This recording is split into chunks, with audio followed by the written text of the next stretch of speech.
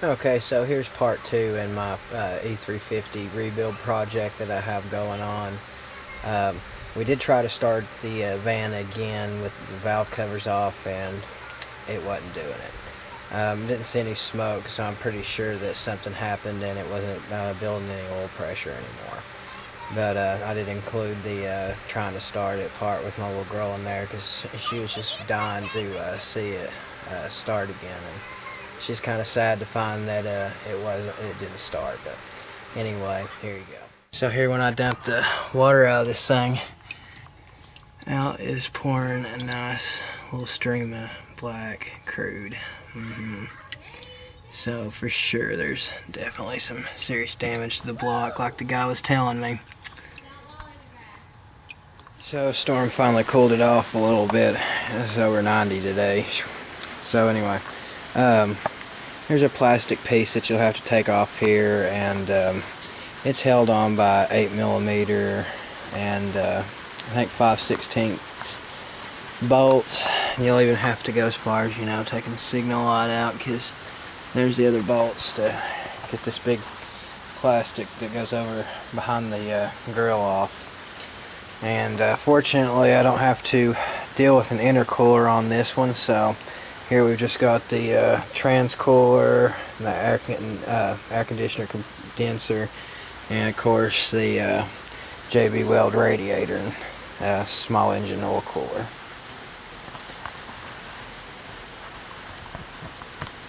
You'll have to pull the wiring and stuff off, and of course take the bumper and the radiator supports out, and I'm going to get to that. Some of these 10mm bolts here can be a pain. The nut in the back that this is connected to has come loose, so I'll have to get a wrench up under there and take care of that. And I'm getting ready to take on that here in just a second and pull out the radiator and all that. So I've got the top radiator support out, and again all those bolts are 10mm, and down here these are 8 to get this piece of metal trim out of the way. I'm going to get it off, and the bumper. Again, sorry guys, I'm not going to show the step-by-step process. That takes a lot of time and all. Okay, so I wanted to show what came out of the radiator. That is what came out of the radiator.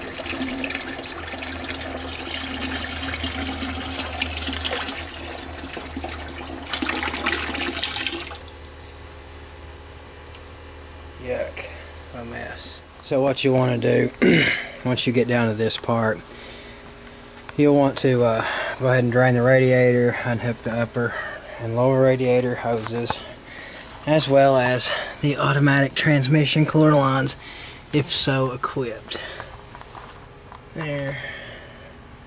Already got them unscrewed, just got to pull them off. I'm getting ready to dump the tranny fluid in the pan there. This radiator even had the drain valve broke off. But at least it was holding oil or water or whatever, right? So on another note, I had earlier mentioned that this right here was what the owner was using for intake, and he told me that they rigged this thing up because his EGTs were too high with the air filter on, and he drove this thing from Washington State to Tennessee with this 3-inch hose just sucking up air and debris into his engine without a filter. He told me I had to get home. Well, sometimes that's the way it is, and when it comes to things like that, it's going to be a high price if you have to have it that way. Like I was pointing out earlier, somebody had taken this 3-inch hose and had hooked it up to that 4-inch mandrel pipe that runs back there to the inlet on the turbo. And so I'm also going to have to rig him up a new air breather system, because I'm not going to warranty this work with that like that. But the JB Weld cracks me up, because yeah guys, I mean, he didn't mix the JB Weld up. There's the there's the first part of the mix and there's the second part, and they just layered it over top of each other. So anyway, I'm gonna go ahead and drain the tranny fluid out of this thing and pop this bumper and the rest of the metal off the front of this thing, and pull the condenser off and push it to the side, and junk this radiator, because he went and he has a radiator that he gave me to replace this one with, and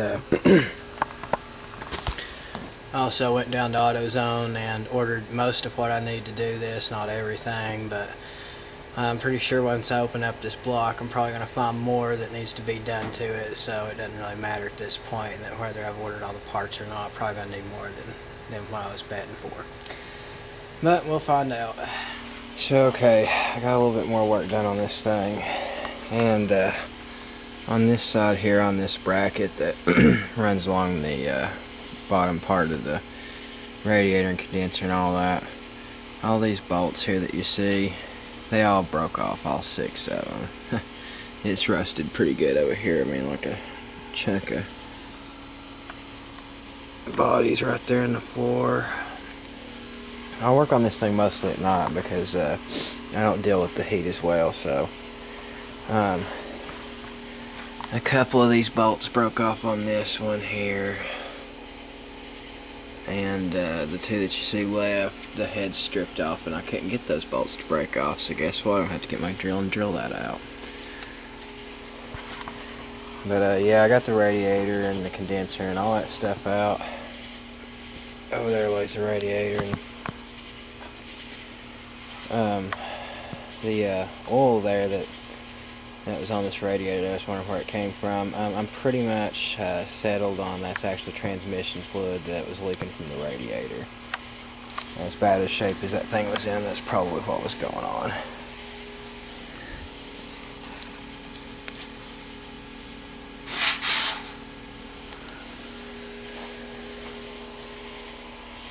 So I also unhooked power wire from the fuse box. That was a 10mm bolt. You're mostly going to need stuff like 5/16, 8mm, 10mm, 12mm, and 13mm to get most of this stuff off of the front. And I'll have to run over to Advanced Auto and pick up a clutch fan wrench. Get that off there, and I'll get the bumper and drill this out, and work on getting this motor out tomorrow finally. Yay! It's got, you know, the power steering's unhooked, and yeah, it's gonna be fun trying to drag that out of there. I can see right now. I read where most people usually have to pull the oil pan to get the engine out and put the oil pan on before they set the engine down in this thing, so oh boy. While working on this, I got the usual wrench set from the AutoZone, and you can tell, and as you can tell, there's really actually hardly any clearance there between the fan and the pulley, and there's also like an overhang for the plastic fan and all that. So it is extremely difficult to get this wrench set on here. But you know, you can get this on there easily, but you can't get the wrench to get the clutch fan off. So I guess I'm going to take the water pump off with this on there, because I don't know any other way to do it, but I'll wait till I get the motor out then. I've been having time with the bumper mounts, because you know they're rusted on there pretty good, but I'll get that off here shortly. So after lots and lots of trying on this, let's see if I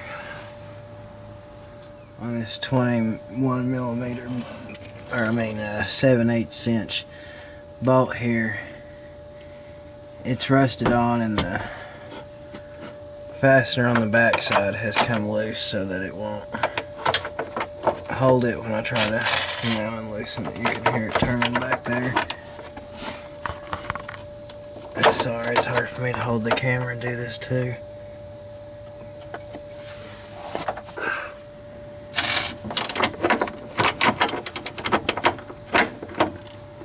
Not to mention holding that socket wrench kind of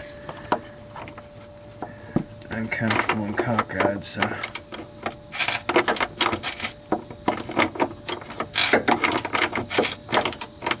So anyway, because of that,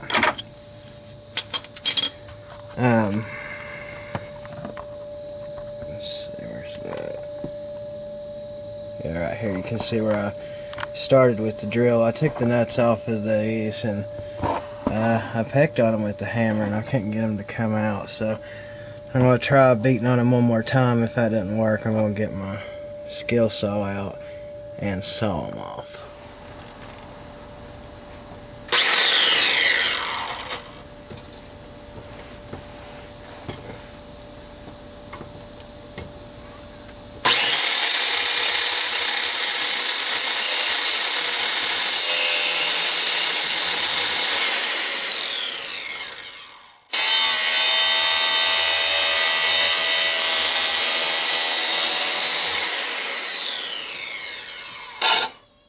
Okay, so you can see what I've done here is I took my circle saw with the metal cut blade and sawed the head of those bolts off, and be careful, you know, not to cut into your hardware, but it was still stuck in those square holes even after I'd sawed the heads of these things off. So what I did was, I took this pry bar here and between those two I had to beat it in with the hammer, and then I just, you know, I just worked it back and forth until I got something out of it. And every time you play, you know, you get tons and tons of rust.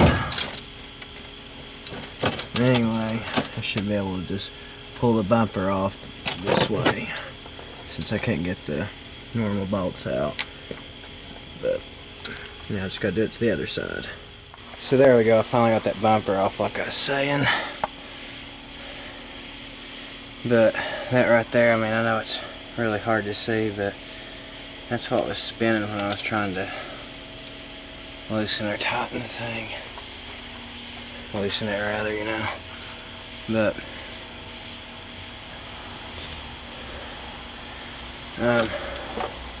now I got that off, I just gotta take the shroud and this metal piece off, and finally we're gonna get to business. Okay, all I got left here is these two bolts holding this on, and I'm gonna cut those tomorrow because it's probably a little after 12 o'clock, so I'm sure people wouldn't appreciate hearing me run my saw right now. And then I'll have that off so that I can pull the engine out.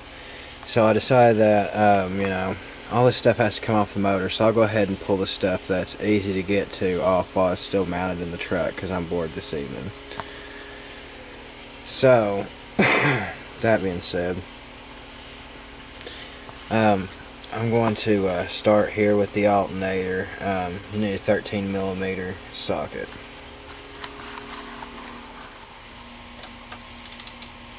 And you've just got 3 bolts. One here in the front on this side.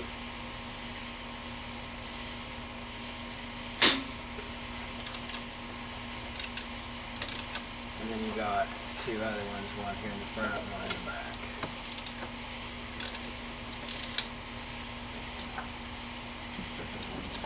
I ain't done anything to take this transmission foot dipstick out, and that's pretty loose.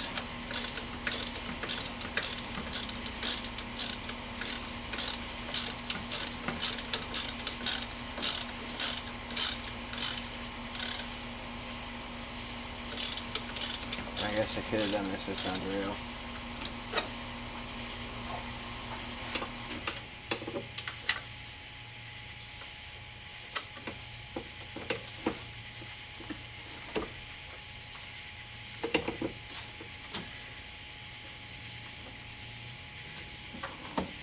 Something I hate about air conditioning. Gets in your way when you're trying to do something. My goodness.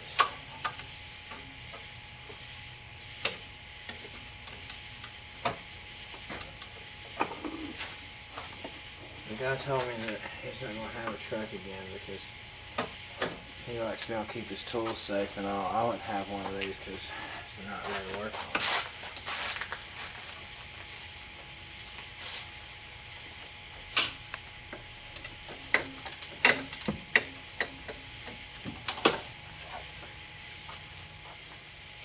And what I would also strongly recommend when you're doing a sensitive project like an engine rebuild,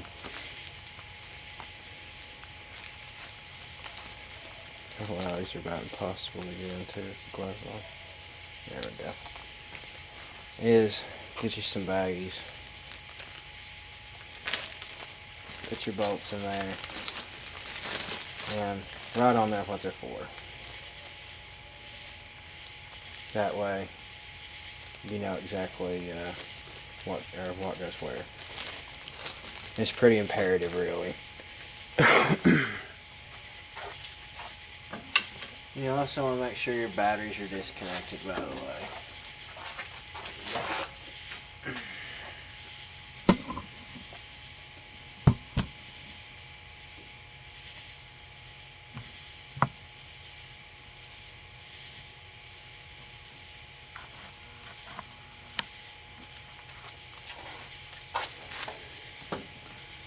But here's a charging wire. There's a 10mm nut that's securing that on there. So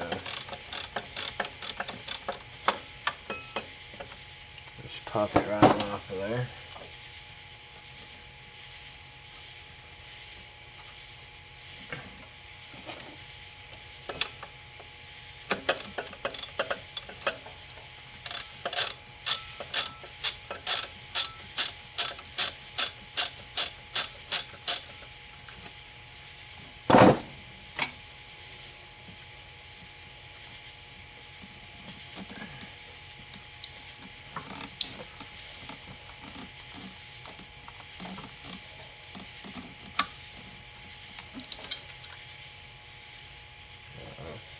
That's what I hate about gloves. It's always easy to drop stuff.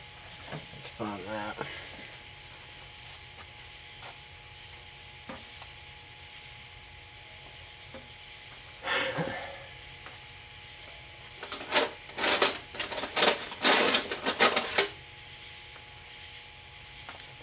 And you just take your screwdriver like this connector and just pull up.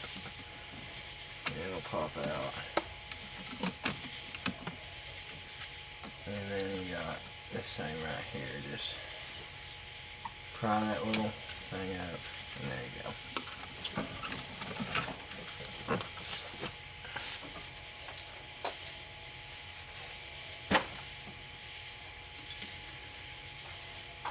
And like I said, if you don't have the battery disconnected and this hits something, it's going to short out, so you don't want any of that.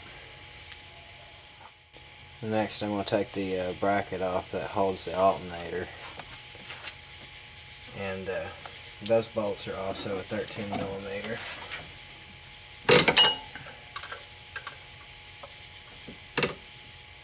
Hopefully we can get by without breaking these off like everything else.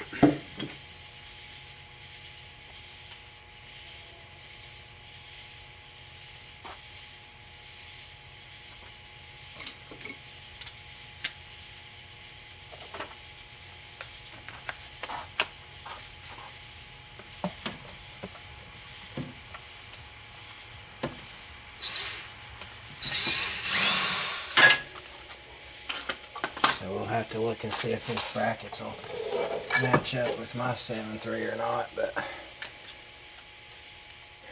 we'll find out. Oh, and I guess that's 4 bolts we counted, not 5. Okay, so it's really hard to see anything, you know, with the fan in the way.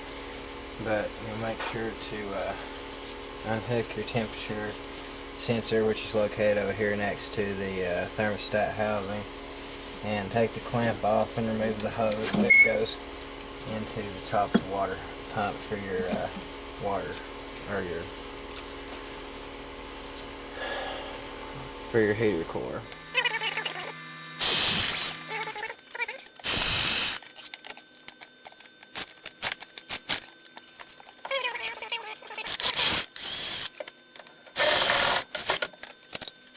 Note that the bolts that come out of it are different sizes, so you're going to have to be careful when putting this back in.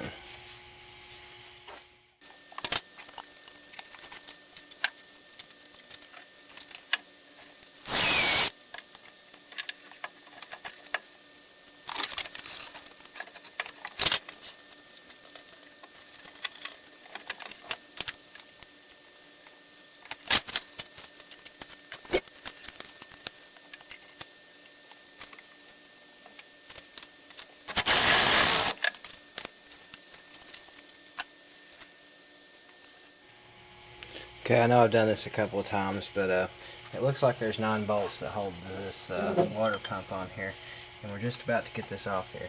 And what's really making me wonder is, I wonder if we see any cavitation on this front cover or not.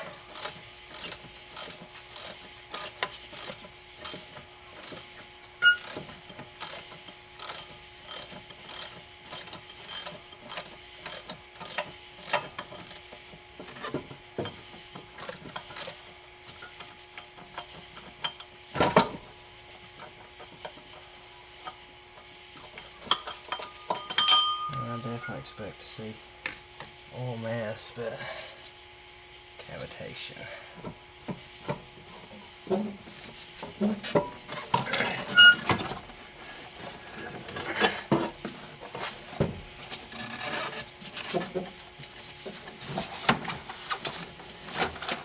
There you go, yes, you can take the water pump out with the fan on. Absolutely.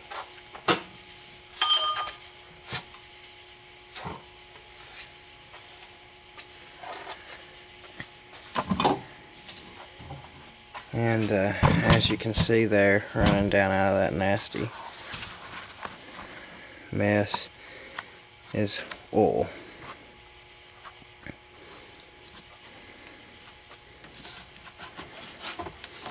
So it's going to need lots of cleaning.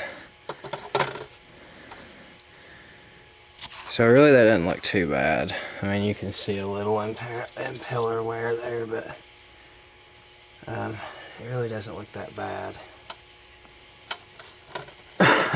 So that's at least a relief. I'm glad he's going to be able to keep his front cover too, unless in the process all this cracked it, because who knows, because water goes through this thing, you know.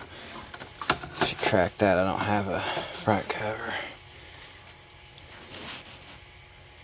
So now down here where you can see, you'll also want to disconnect your crank position sensor right here. It's connected like that right there. If you just poke it with a screwdriver and push down, it'll come out. 10 millimeter for the bracket that holds that, as well as your timing mark. Right here in the sun, you can see that there's oil here on the water pump, you know, and that's a surefire sign that your engine's real healthy, right? Because your cooling system's lubricated now.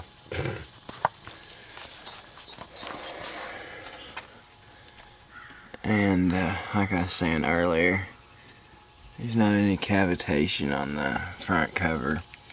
I really hope when we get this off here we find out that the front cover's not busted after what he did to this poor thing. But you can see where oil's been running down the block from the water passage and onto the drip pan. But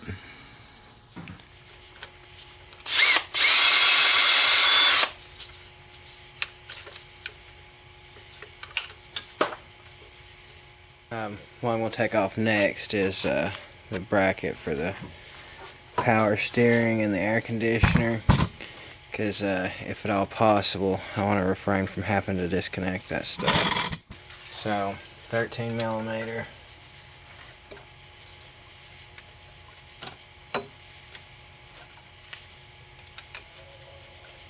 Sometimes they're a little tough, so I use a breaker bar to make sure that they're not going to give me any guff.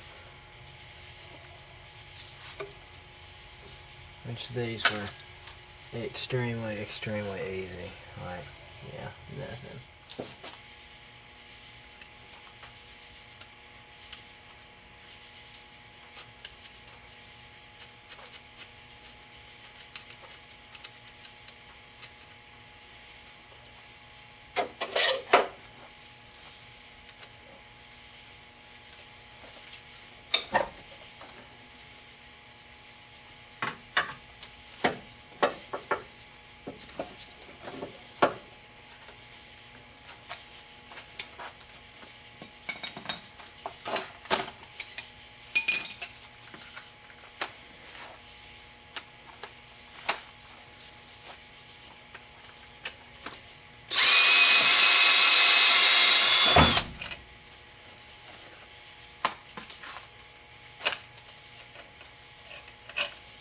And that takes care of that bracket.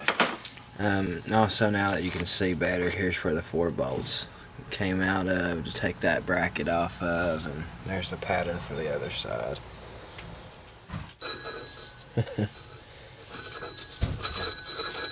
That's not very good either. So here I've just got these 2 bolts here that I haven't been able to get out, and the heads on them are stripped off. So same as I did with the bumper, I'm going to take the saw here with the metal cut blade and just get it on off.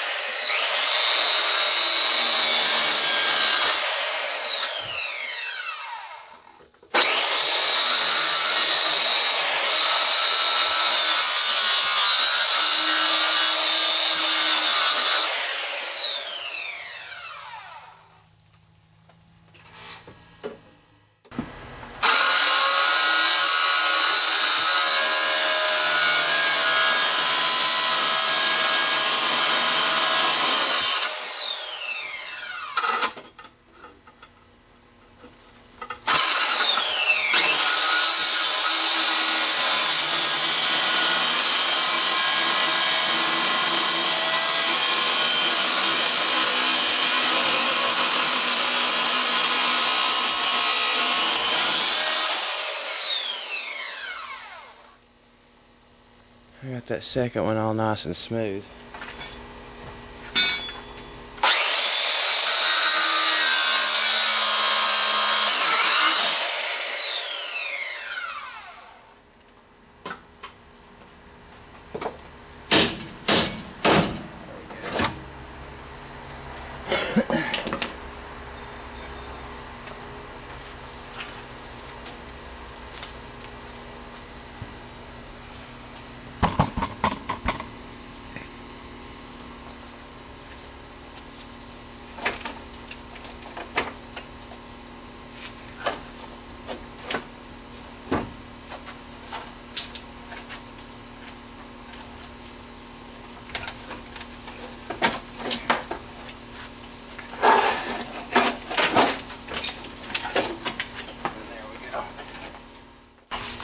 There you go.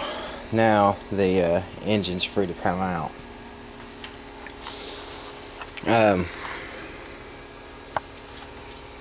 you look back there, you can see there's really no clearance to just pick this motor up. And the cross member here underneath the oil pan, you can see that there is no real clearance for that, so there's not going to be no way of, because at the bottom there's a dip at the back of the oil pan. I mean, if you've ever worked on one of these, or you've even got one, I mean, you probably noticed it. So anyway, this the only way that really to get this out then is you can completely undress the top of it, you know, and pull it out that way, which I'm not sure if you can get the push rods and stuff. Anyway, what I'm going to do is I want to go ahead and unbolt all these cab bolts. I'm not going to worry about videotaping that or anything, but what I'll do is I'll take my engine picker over there, and I'll put a strap on both sides here on the cab, and what I'll do is I'll just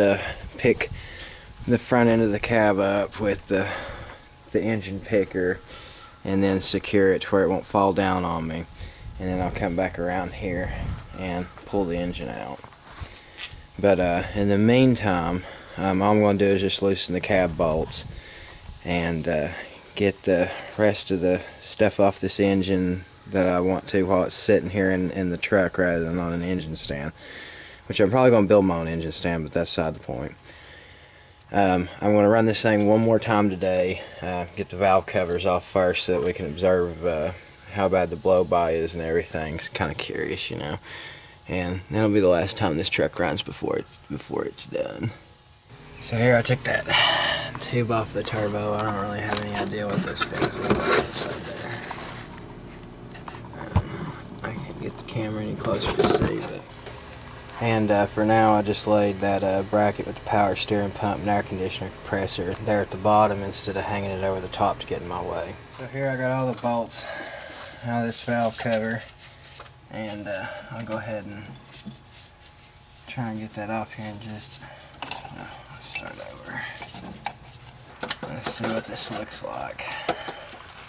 Now, normally when I would do this, I would say clean the gunk off before you open this up, but at this point none of it's going to matter because everything's going to be cleaned out anyway, and we're not reusing the block, so I'm not going to worry about trying to clean all the crap off the top of it.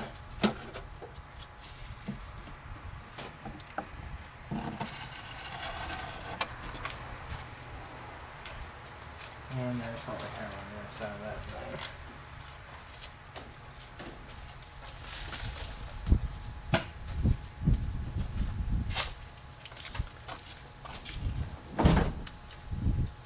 A lot of rust and all, where I guess where water's gotten into the oil system.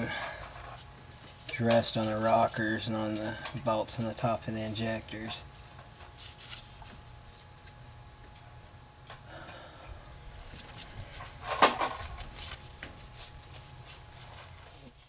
Here, now I can give you a little better look down in there. Usually on PowerStrokes, I sometimes find just a little bit of rust on the rocker, I mean on the push rods, but this one's just awful. And if you look right here, there's a ton of deposit there on that push rod, and that one's fairly clean aside from the rust. So, and then the one back there, both of those back there look really good. There's no rust on those. It's really strange why it's like that. I can't wait to see what happens when we fire this thing up. Looks like there actually might be that ejector in the back might have been replaced, even possibly. I'm not sure about that, but it's really it's be difficult to get that side off, so I'm just going to wait until the engine's out of the van here to get that out. But what I want to do next is start this thing up and see what it looks like when it's running. One last time, it may be too low on oil. I dumped some oil I got out of my car in it just to see if we could get it to start one last time to observe any blow-by coming out of that head there. And there's only one battery in it, so it may not be enough to fire it up because it's an old battery. And it's only an 850 amp one, so there's not very much power here.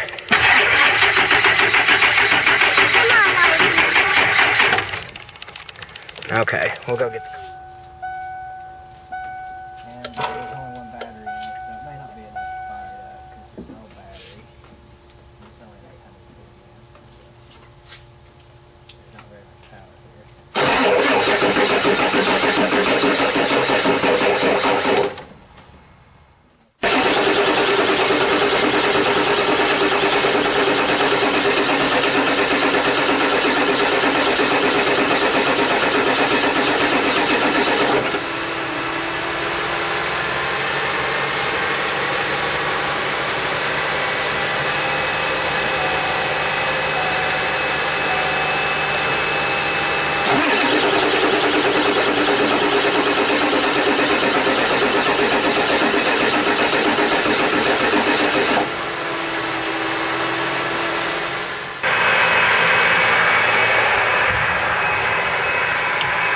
Hey, you got up there all by yourself. Yeah. Alright, let's see if we can get this thing to start this time.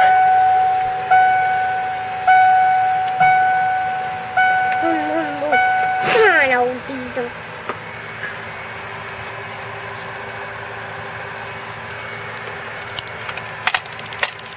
Cycle it one more time. Let's see until it starts. Well, hopefully it will this time.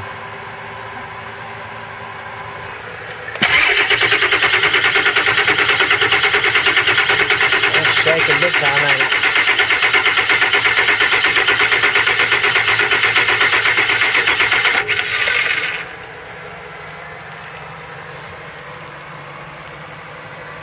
it? It may not start again though.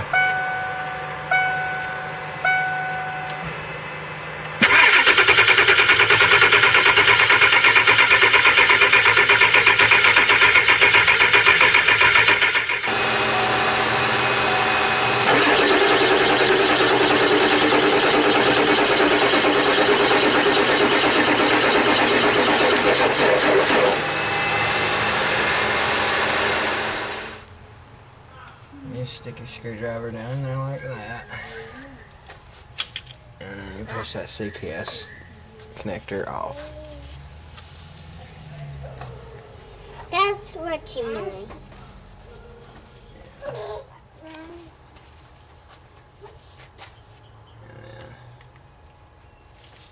then you just push that up and just pull that out. Ouch. Yeah. And you just unhook it like that. And I gotta get something that you can't reach, like the engine connector, because that unhooks the wire harness from the truck. So maybe we don't have to unplug all this stuff until it comes out of here. It might make it a little easier. Yeah. So we did unhook that anyway, just for the fun of it. Oh, you're poking me. Go over and lay it on the back on the picnic table, please.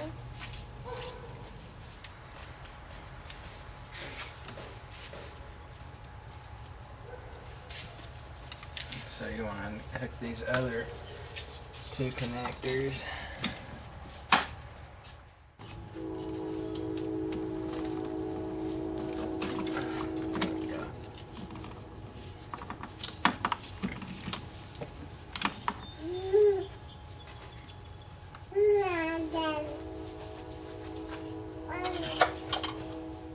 And here you also want to unhook this tube as well. It's your boost pressure sensor.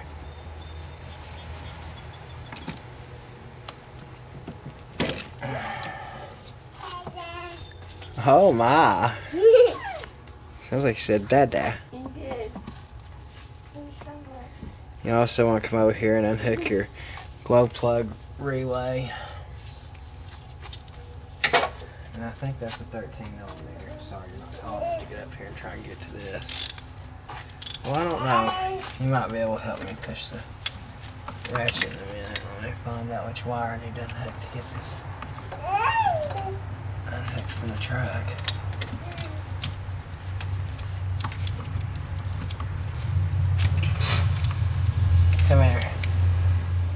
grab it? Grab this.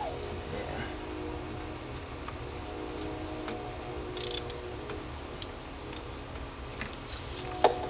That was easy.